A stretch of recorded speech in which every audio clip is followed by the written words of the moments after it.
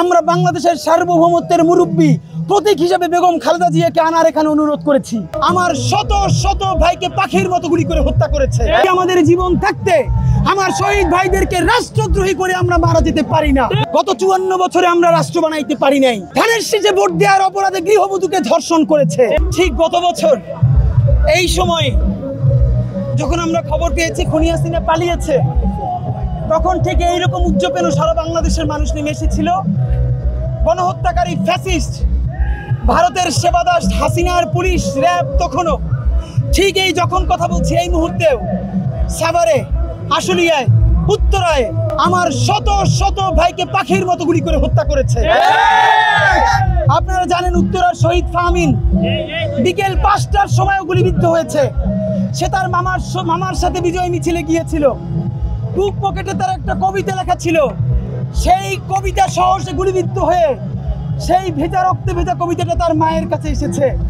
ভাইরা আমার, আজকের এই দিনে আমরা যে এই জুলাইয়ের ঘোষণাপত্র গ্রহণ করার জন্য বাংলাদেশের আপামর জনসাধারণ এসেছে, এই ঘোষণাপত্র হওয়ার কথা ছিল এই সরকার গঠিত হবার আগেই। আমরা করাইতে পারি নাই। এরপর বারবার কথা দিয়ে হলেও বিভিন্ন গরিমসির কারণে আমাদের আজকে পর্যন্ত এই ঘোষণাপত্র জারি হওয়ার আগ পর্যন্ত জুলাইয়ের আমার সমস্ত শহীদেরা, অন্ধরা, পঙ্গুরা এখন পর্যন্ত রাষ্ট্রদ্রোহী। আমরা বলেছি আমাদের জীবন থাকতে আমার শহীদ ভাইদেরকে রাষ্ট্রদ্রোহী করে আমরা মারা যেতে পারি না।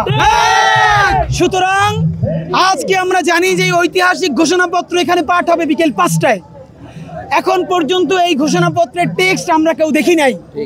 আপনাদের মাধ্যমে স্পষ্ট জানাতে চাই, সরকারের বিভিন্ন স্টেকের সাথে আমরা সবাই যারা জুলাইয়ের অংশীজন আমরা বলেছি এই ঘোষণাপত্রে আমরা সেই ব্রিটিশ বিরোধী লড়াই 190 বছর আমাদের পূর্বপুরুষ এমনভাবে করেছে, তাদেরকে গাছের সাথে ঝুলিয়ে ফাঁসি দেওয়া হয়েছে, তার স্বীকৃতি থাকতে হবে।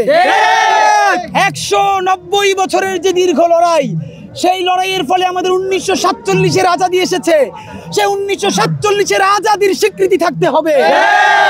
আমরা বলেছি তারপরে 1971 আমাদের জাতির আমাদের শ্রেষ্ঠ অর্জন, সেই 1971-এ ভারত এবং আওয়ামী লীগ মিলে যেরকম কুক্ষিগত করেছে, ভারত এবং আওয়ামী লীগের হাত থেকে উদ্ধার করে আমাদের মুক্তিযুদ্ধকে বাংলাদেশের কাছে মালিকানা ফিরিয়ে দিতে হবে।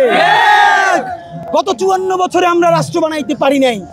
এই রাষ্ট্রকে ফ্যাসিবাদী কাঠামো এবং ভারতীয় আধিপত্যবাদ কুড়ে কুড়ে এর প্রত্যেকটা সাংবিধানিক প্রতিষ্ঠানকে ধ্বংস করেছে, আয়নাঘর করেছে, গুম করেছে, খুন করেছে, গণহত্যা করেছে, পিলখানা করেছে, তারপরে দিনের ভোট রাতে করেছে, ধানের শীষে ভোট দেওয়ার অপরাধে গৃহবধূকে ধর্ষণ করেছে।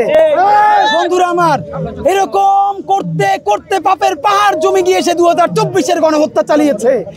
15 দিনের মধ্যে সে প্রায় 2000 মানুষকে হেলিকপ্টার থেকে গুলি করে প্রকাশ্য দিবালোকে শুধু হত্যাই করে নাই, রাষ্ট্রীয় পুলিশ সেই লাশ এর মধ্যে জীবিত মানুষ সহ আশুলিয়ায় প্রকাশ্য দিবালোকে পুড়িয়ে দিয়েছে।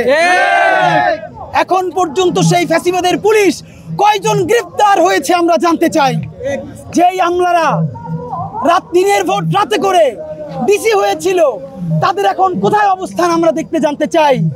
আপনাদের কাছে বিনীত অনুরোধ করি, আজকের ঘোষণাপত্রে আমরা বলেছি জুলাইয়ের সমস্ত শহীদ পরিবার সামনে থাকবেন। তারপরে আমার যেই ভাই আহত, অন্ধ, পঙ্গু হয়ে গেছে, তারা সেকেন্ড লাইনে থাকবেন। এরপরে আমাদের বাংলাদেশের প্রত্যেকটা রাজনৈতিক দল যারা ফ্যাসিবাদ বিরোধী লড়াই করেছে, 24-এর অংশীজন, তাদের প্রধানরা থাকবেন। আমরা বাংলাদেশের সার্বভৌমত্বের মুরব্বী প্রতীক হিসেবে বেগম খালেদা জিয়াকে আনার এখানে অনুরোধ করেছি।